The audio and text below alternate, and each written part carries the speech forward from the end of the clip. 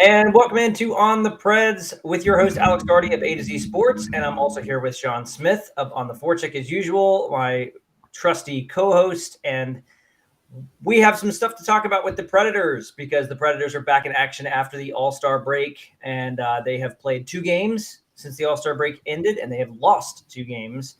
We are going to talk about why that is, and we're going to talk about something very, very important, something that has happened a lot. That would be that right there. Too many penalties. And we're going to talk about why penalties are really what's holding them back right now. I think that the penalty situation has gotten out of control. I've got some numbers to show you. I've got a chart to show you that shows just exactly who is responsible for what's going on. Having said that, I don't think it's panic mode for this Predators team. I think there's a lot that you can be happy about, but they've got to get these penalties under control. Would you agree, Sean?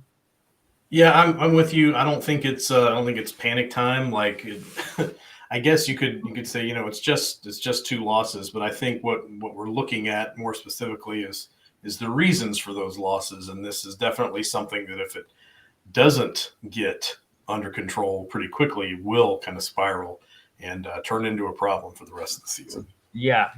So speaking of that, let's actually do a very, very slight recap of the last week. We're not going to do a quite in-depth one as we normally do because, for one, I was out of town. I was on ski vacation in Colorado. It was awesome. Very happy to have done that. It was the best vacation I've had in a long time, actually. And because of that, I did not watch really either game completely. I watched the very end of Dallas. I watched a few things from Winnipeg because we were just getting in. The plane landed basically as soon as the game was ending. And but you did. And so I know that you watched both games certainly a lot more than I did. I do know that penalties were a big theme. I know that there were some key penalties at certain times that led to some bad things happening for the Predators. But you want to give us just a quick, not elevator pitch, but a really quick recap of what happened with those games? Yeah, I'll just say this, especially in the Dallas game, there were probably some things that I would say you don't take away from that game and want to repeat. Maybe some, I don't know. I don't want to say lazy play, but it was certainly not as aggressive as they needed to be.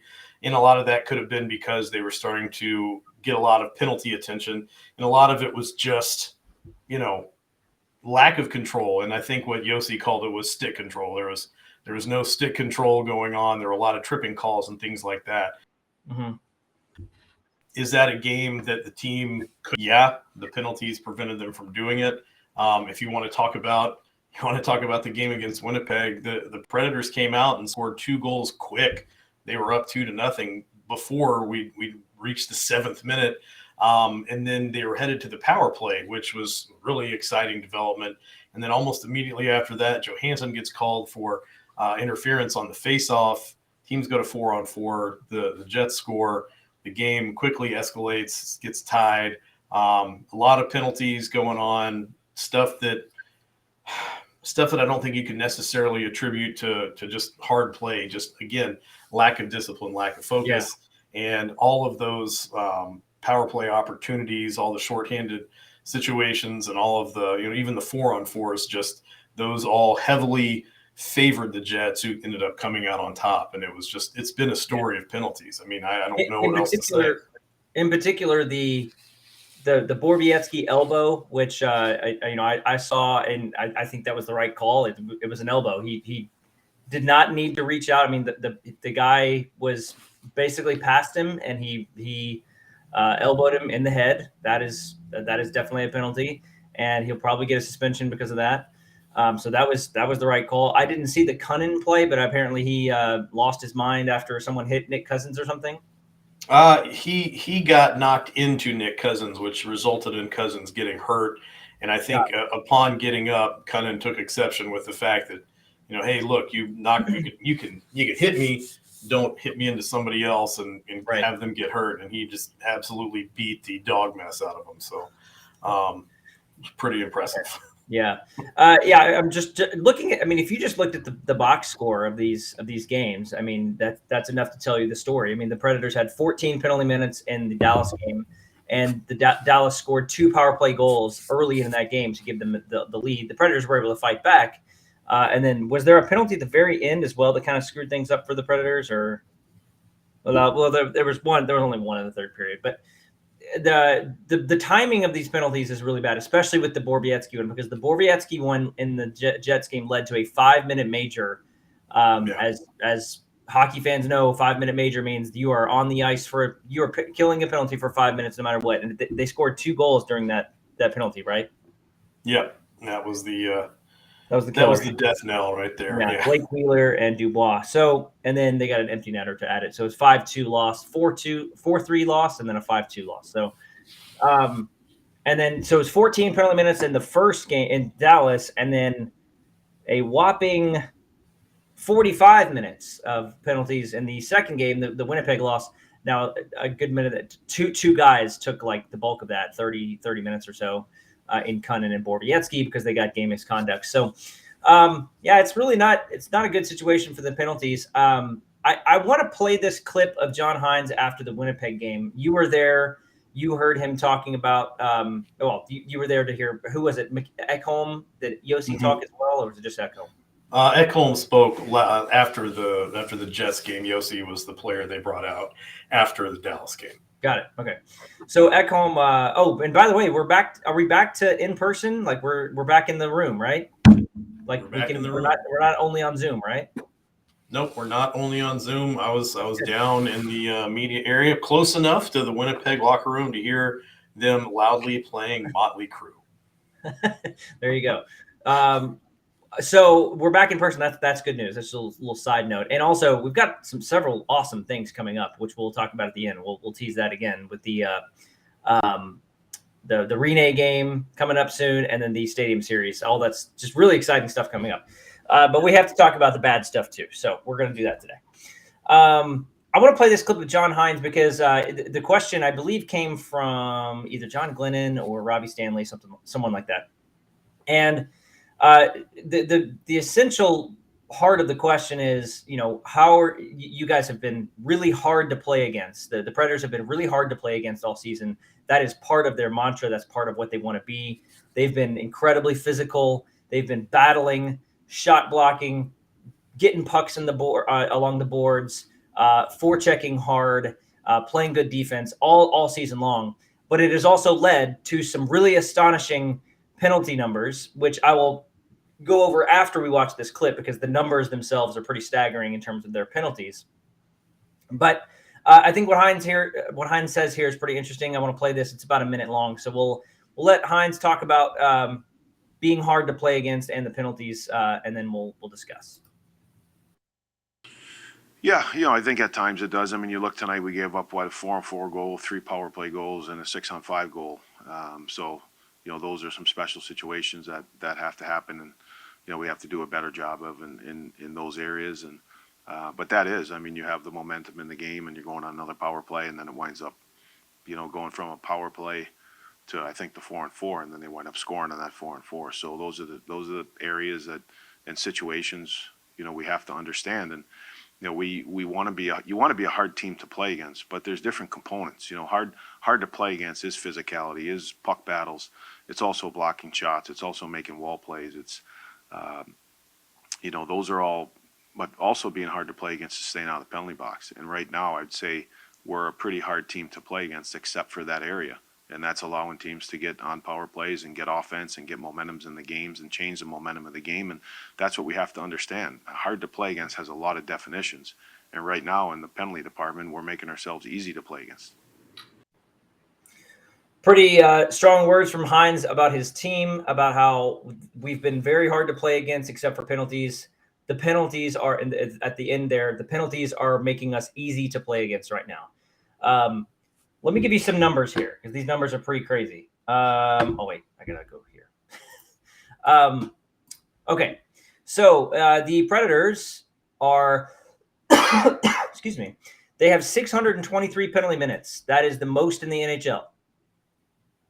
They basically have 12 minutes and 58 seconds, just shy of 13 minutes in penalties per game. That is also the most in the NHL. 211 penalties drawn. That obviously that means the other team is taking penalties from them. That's the second most. That's pretty good. That right there is the indication of what John Tynes is talking about, that the Predators are a very hard team to play against, except for this major issue with penalties. Because when you cause the other team to commit penalties against you, that means that you're doing something good, right? But they're 230. They have 233 penalties taken. That's the most in the NHL. The net means that they're third worst. So basically, even when you look at the amount of penalties they draw compared to the amount of penalties they take, they're still one of the worst teams in the NHL.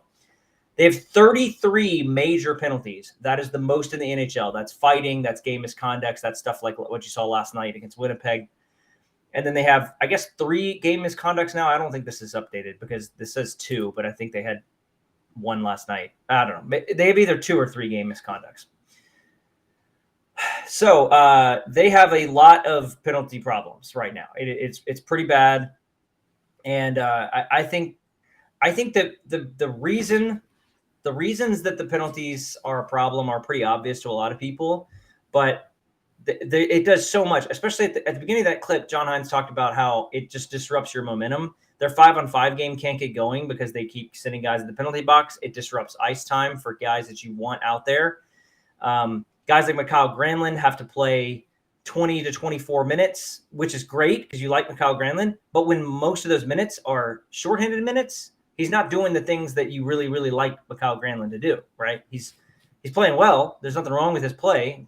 I have a chart to show you in a minute that explains that. But when you have him doing stuff like, just clearing the puck over and over again for 4, 5, 6 minutes a night, that's really rough on Mikael Granlund. So I don't know what you thought about that, but do you agree that with the penalties being the number one problem for the team right now?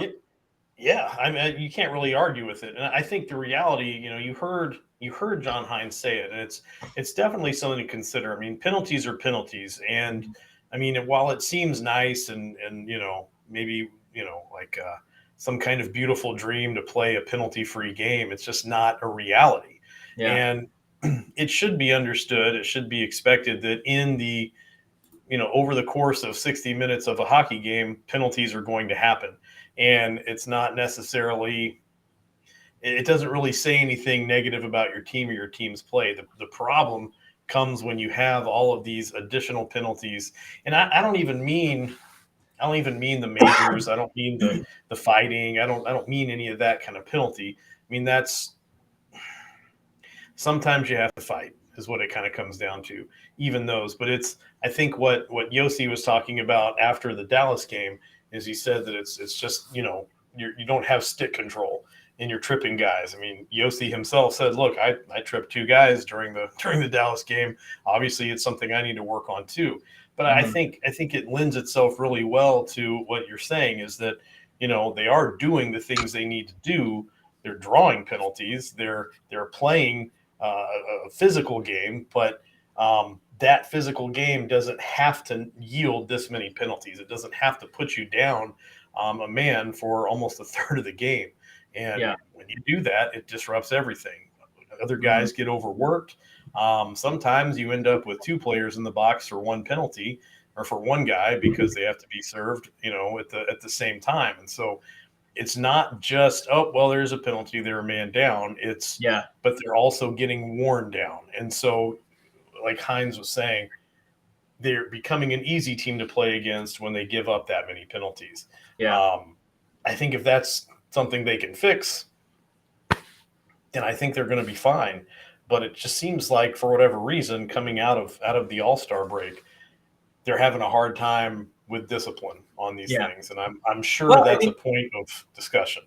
You're right that it's coming out of the All-Star break, these 2 games, but there's a larger trend here too. I mean, it's not just these last 2 games. I mean, they've been one of them among the league's most penalized teams all season long. I mean, if they haven't been at the number 1 spot, they've been in the top 5 all year. I mean, it's been like that. They've been able to recover, and they've played so well at 5-on-5, and they've gotten such great goaltending, and they've had excellent performances by important forwards like Matt Duchene, who scored a couple goals this week, and or at least 1, and Brian Johansen, Philip Forsberg, of course.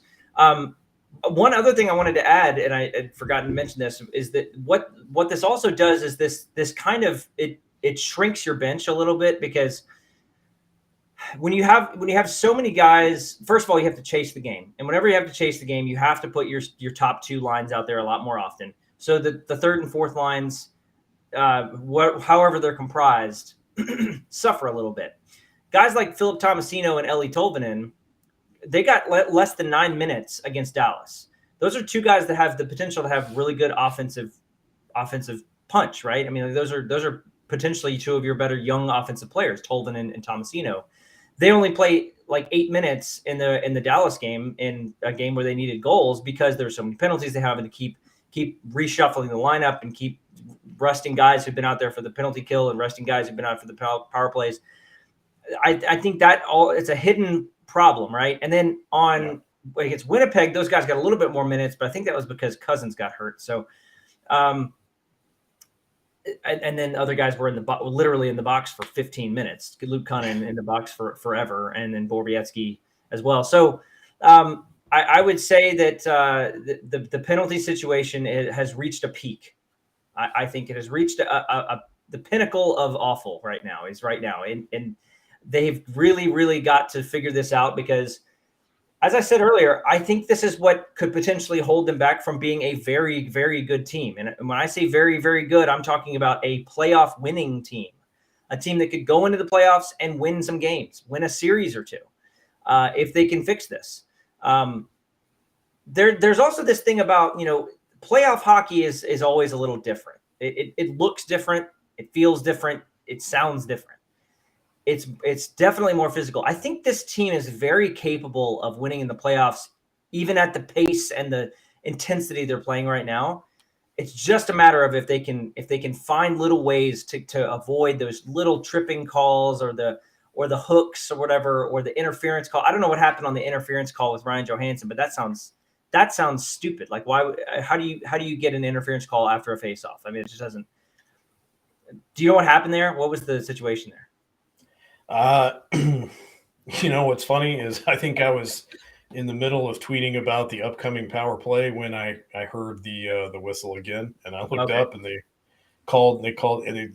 mentioned when he called it that it was interference on the faceoff. So I don't know. It was a pretty at that point in the game, it was really the first negative thing that had happened to the Preds. So it was kind of like, that's not going to be that big of a deal in the grand scheme of things. Let's not worry about it too much. But I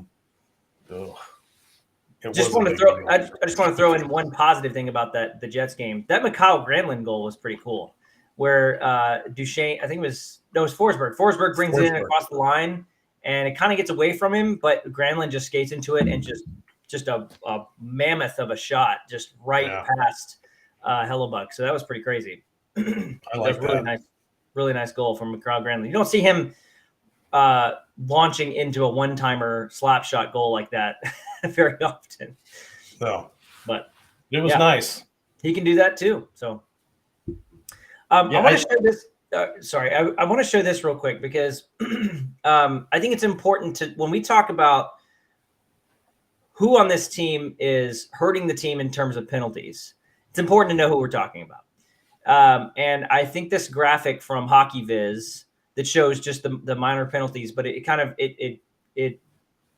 as so often is the case with Hockey Viz, it shows it in a way that I think really demonstrates who is, when certain players take a penalty, it's kind of a rare event for them, and they're really not, overall, it's not a trend for them. And then who is on the other side of that? Who is taking a lot of penalties that really needs to step up and stop? And then also it takes into account who is drawing more penalties. So it's kind of like their play is conducive to drawing the other team to commit penalties against them, and then also they're able to avoid them. Let me just go ahead and show this, because this is what we're talking about. So it's talking about minor penalties. That might be a little hard to read. Basically, I can kind of guide people through it. But if you make your screen big, you should be able to see it. The text is a little small. I tried to adjust it, but it just didn't work. So basically, in the top right quadrant, you have the good section. So that means that these players, generally speaking, are drawing more penalties than they take. And who is in the top right, basically like one of the better players on the team at doing that? It's Mikhail Granlund, who we've been talking about. Mikhail Granlund, excellent player in terms of not taking penalties and also drawing them. Nick Cousins, I'm very surprised to see him in that quadrant, but I think it's because Nick Cousins plays with such sandpaper that he draws so many more penalties. Like, people are just generally they're pissed off when they're playing against Nick Cousins. Forsberg and Duchesne, not surprised to see them up there because of their skill with the puck. They're always convincing teams to draw penalties. And Duchesne's been incredibly good at that since he got to Nashville. Then let's look at the left quadrant. That means that these players are not necessarily doing either one. Sissons, Ekholm, that makes sense. The bottom right, Carrier is just he's just every time Alex Carrier is out there, there's going to be a penalty drawn, generally speaking. And then we've got the bad quadrant. Ryan Johansen is the name that stands out in that section because Ryan Johansen gets a lot of minutes. He's a top line center. Ryan Johansen needs to stop taking so many penalties, and he probably takes a lot of them that he can probably avoid. The other names in there, I'm honestly not surprised. I mean, Tanner Jeannot, the way he plays the game, yeah, that guy's going to draw penalties and commit them. Philip Myers, Matt Benning, of course, there's Ben Harper and Michael McCarron way at the bottom. Those guys are pretty undisciplined. Their skill is not quite what you'd need for this level of play. I'm talking about McCarron and Harper. The other guys, Fabro, he's not too far away from the center where Yossi is, but he could probably stand to improve. What does anything else stand out to you about this? About where these guys are in this chart here? I think even though we've discussed what happened last night, Borowiecki is up there in that top right quadrant. Yeah. Which you do realize that he doesn't commit a ton of penalties. Right. He hits hard. He does what he's supposed to do, and occasionally he'll cross that line. But he's not out there being reckless most of the time, and that's inspiring. Look at the difference between. I think it's interesting. We talk about Yakov Trenin and Tanner Jeannot a lot. Yakov Trenin being in the positive, but Tanner Jeannot being pretty significantly in the negative is kind of interesting. I think Trenin has had a little bit. That could be the reason for that could be because Trenin's a little bit more refined and Tanner Jeannot is just a little more raw in terms of his talent. Trenin definitely, he's drafted. He's gone through the sort of traditional route of being an NHLer and has been trained in some sort of and taught by a lot of really key hockey guys. Tanner's kind of the opposite. He came in very raw and kind of has used that raw power to fuel his rise, right? So I think it makes sense. Tanner's nose kind of different from there. But yeah, good point about Borowiecki. That's pretty interesting, considering especially that he's had some pretty big penalty moments, I think. And the best example being last night in Winnipeg or against Winnipeg. Yeah. Anything else? Well, I think we could make a case for let's talk about two outliers here, and let's be really realistic and really honest. You said it yourself when you mentioned McCarron, but McCarron is playing on the fourth line as a center, correct? Yeah, right. Who else have we had playing on the fourth line as a center this season that's on this chart? Look north. Tommy Novak? Yeah. I'm not sure what's going on with Tommy. Why is Tommy Novak not playing exactly? I don't know. I don't know if it's purely to do with size or what, but it seems like if you were looking to increase your odds as far as not taking a bunch of penalties goes, that might be a place to look. Yeah, I would agree. Yeah, Novak had a really good chemistry going with Tomasino and Cunnin early in the year. That was a really good line, and maybe Cousins at some point too. But I'm not entirely sure what happened with Novak, and he kind of came out of nowhere and was really productive and quite good. Yeah. It's almost like the Pitlick thing last year, where Rem Pitlick came in and looked fast and skilled and really like he belonged, and then just kind of wasn't getting the minutes he should have, and then got waived. It's like, I feel like I have more inherent trust in Tommy Novak to play with the guys that are on the fourth line right now and make Yeah. make scoring chances happen and make plays happen. And based on the line mates that McCarron has right now, I don't necessarily think that it's this is a line that's built for that heavy, intimidating physical play that you would expect out of a fourth line. So it's almost like there's a mismatch between who's on the line and what you want to happen. If you want that powerful, really hard forechecking, hard to play against line, then you may need to look at different wingers. Or you're going to say, we'll put some guys out here on the fourth line since we have the third line to do a lot of the heavy lifting that could come in and score some goals. I feel like Novak would be a much better option. Yeah, I would agree with that. So given this, let me just go back to it real quick. Given this, what the prescription, if there is one, for solving this, for healing this penalty problem, would really be Ryan Johansen needs to calm down. Ryan Johansen needs to step up his he needs to relax. He needs to stop taking so many penalties, and yeah, the McCarron situation has not been very good, and either shuffle it around so that he's not in the lineup and someone else is, like Novak, or don't put him at center, and maybe put him in a situation where he's less likely to be in a high penalty situation. I think that it would be unfair to say that Myers and Benning and Fabro are really struggling here, because I think that honestly, if you looked at most teams' chart in this, you're going to have guys in the bad quadrant, and it's probably going to be your bottom pairing defenseman. So I think that those guys are not necessarily struggling in this area. I think they're playing probably about as well as you could expect, considering their sort of talent level, their skill, their ceiling. But yeah, there's definitely some guys that need to step up. And then, maybe it's just a thing where the top guys are drawing the attention in terms of how good they are at it. I mean, Kyle Granlund is very good at this. Matt Duchene, Philip Forsberg, very good at avoiding penalties. But Ryan Johansen is the one that stands out to me as the guy that needs to step up his game in this area. So, yeah, I mean, it's really hard to argue with that, isn't it? So there you go. I don't know what else to really say about it. I think the penalties are, I've said this a couple times now, really what's holding this team back, and they're still in a good position. I mean, if that's what's holding them back, it's not like they're bottom of the league right now. I mean, they're still, in a playoff position. They're still able to compete with teams and probably gonna win some more games and be right there in the playoff race.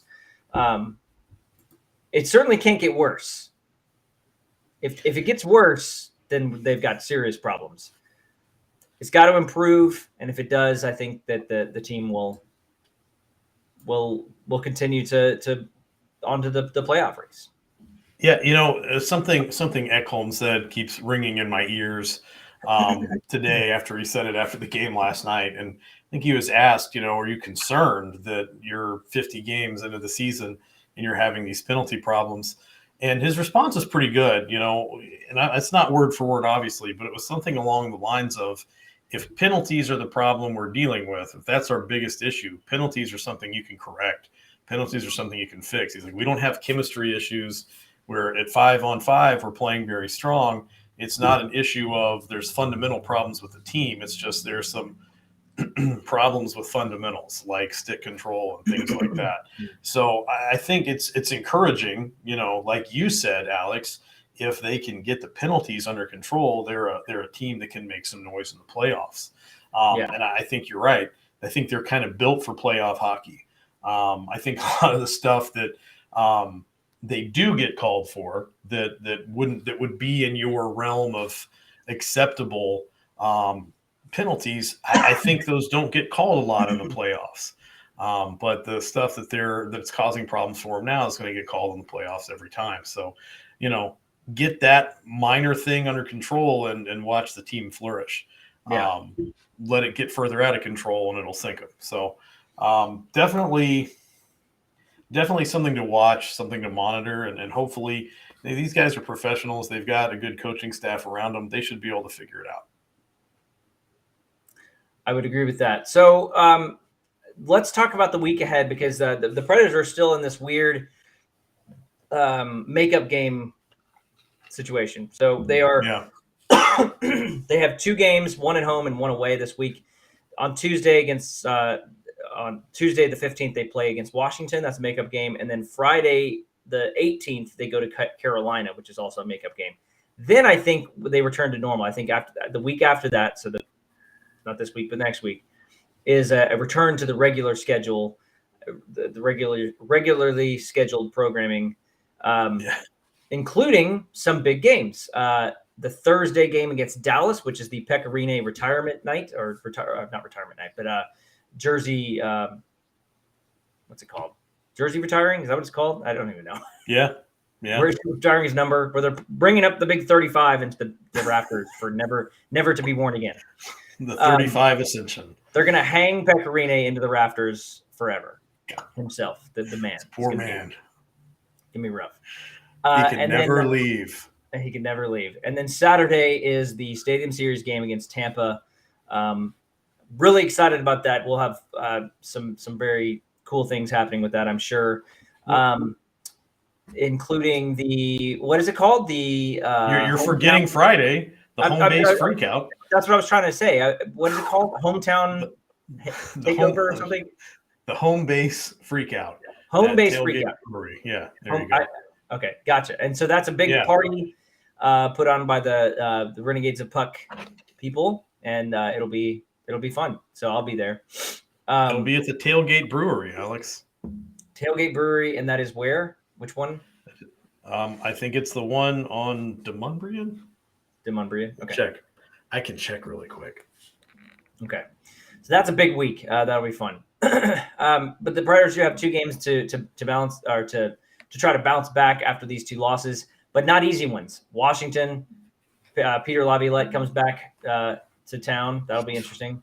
And then at Carolina. So 2 big games to try to right the ship after those losses. I think that's it. I think we're good. I think we've covered everything that we need to this week. Unless you have anything you want to add. I do. I'm getting the address here for the home base freakout. Okay. But I do want to say, I have a question for you.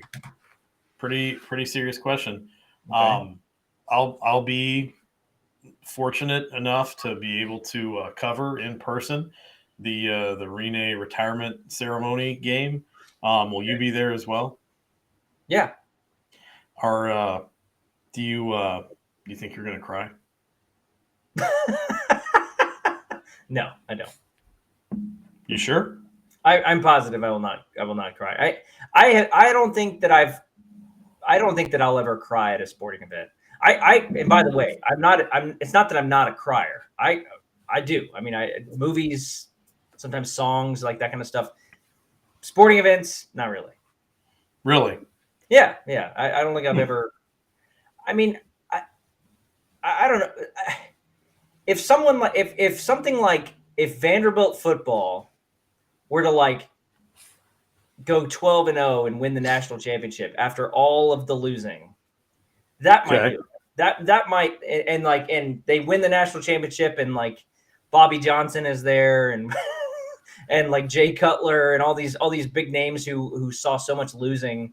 That might be the only thing that would cause me to shed a tear in terms of sports. But I think at this point in my sports watching life, it's more just relief, or it's all just such anxiety producing for the teams that I follow and that I care about, that when they win, it's relief. And when they lose, I'm just well, what else is new? My life is normal again. The teams that I watch are losing. Well, I'll tell you, I don't know about you. Well, I guess I do know about you because you just told me, but definitely. Now, granted, I was fairly young, but I remember crying when the A's lost the World Series in 1988. I happy cried in 1989 when they won. And of course, I cried again when they lost in 1990, which, 3 years in a row of going to the World Series is pretty good. we'll take it, right? Now, then go ahead. Sorry. Oh, I was going to move on from that situation and talk about other Well, things. I maybe I should back up because I guess I thought we were talking about like would we cry as adults? I cannot say that I did not cry as a child. However, my sports watching life didn't really come online. Like that switch didn't happen until basically high school. Like I didn't really watch, I didn't watch a ton of sports when I was like, even like 10, 12. It wasn't until like 14, 15, which was when the Titans came to town, that I really started watching a ton of sports. And the first time that I ever cursed in front of my parents, and it was at a church, was the Titans Rams Super Bowl, the Kevin Dyson play. Yeah. There was a Super Bowl party. I may have told this story before, but there was a Super Bowl party at the church that we went to at the time that had a big screen and food and everything, and everyone was going to go watch the game. And I let out a pretty loud GD in a church with my parents and my pastor and everyone. Like, it was in the moment. So like everyone was like stunned at what was happening. I don't know if they remember this, but I remember it because I said it very loudly and then realized where I was and when I said it. So yeah. Wow. And now you're cursed forever. Yeah, I don't think I've been back to that church since, actually. Well, I would hope not. You're probably got to, like, you've tried to pay with a bad check or something. They got your picture up by the door, like no entry. Exactly. Don't let this guy in. But that's essentially what my response to sports as a fan has always been is anger and frustration as opposed to tears. Although I think there's probably been a couple moments. I think Braves related moments where I've been teared up for something, or maybe Bobby Cox or something. I can't remember, but my response is almost always just like anger. So you're going to be angry when Pekarine's number goes in the rafters. Is that what you're saying? Yeah, furious. Okay. Oh, we need that number. I don't know. I think back on and maybe it's because like I've always been very upfront about this. So we moved to Tennessee in 2009, and I went to my first game in 2011 after having watched the playoffs in 2010 and really enjoying it. Pekarine's just always been there, if that makes sense. He's just always been, kind of that. It's like, okay, who's in goal? It's probably going to be Pecorine, and he's probably going to be pretty good. And it's watching my kids grow up, watching the sport. That's a name they've always known. If I ever asked either of the kids for the longest time who was going to score the first goal, unironically, every time Pecorine, he's going to score the first goal. So, I think he's just been such a big part of my fan experience that I might get a little misty eyed. There you go. There's nothing wrong with that at all. I certainly would not mock anyone that is emotional with this. I think here's the thing. I would say that the Pecorine game where he started and then it was the last game, May 20th or whatever it was, that he started and then skated around. That was closer to me to being like an emotional moment than this. When it's kind of like you see it coming and it's planned and you know it's going to happen, you have a pretty good idea of what everything's going to happen. To me, that kind of strips a lot of the emotion away from it to some extent. It makes it a little bit, I don't know, sanitized a little bit. But I get it. I don't think there's anything wrong with that. I just think you're kind of prepared for it. You know kind of what emotions you're going to expect. I have a pretty good idea of what he's going to say. Maybe I'll be shocked. Maybe he'll like blow me away with what he says. But I've just heard him talk so much. I'm pretty sure I know exactly what he's going to talk about and say and how the crowd's going to react and stuff. Having said that, maybe it will be emotional. I don't know. I can't wait to see it. It'll be a cool moment. Yeah, I'll make sure there's some tissues on hand just in case. Okay. But he is such a huge part of the team. I mean, like the guy. I mean, he is the cornerstone, the foundation of the Nashville Predators for their existence. I mean, he is everything to the franchise at this point. I mean, I don't know if anyone will topple that really because of how important he's been to the team. So it'd be pretty tough at this point, I think. Yeah, pretty tough. All right, that does it for us.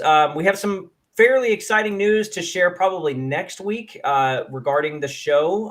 It'll be not anything too crazy, but I think it'll be fun to show you guys potential new sponsor. So we are working on that, and I'm very excited about that coming up. That'll be cool. So, but that is for next week, and that is all of this week's show.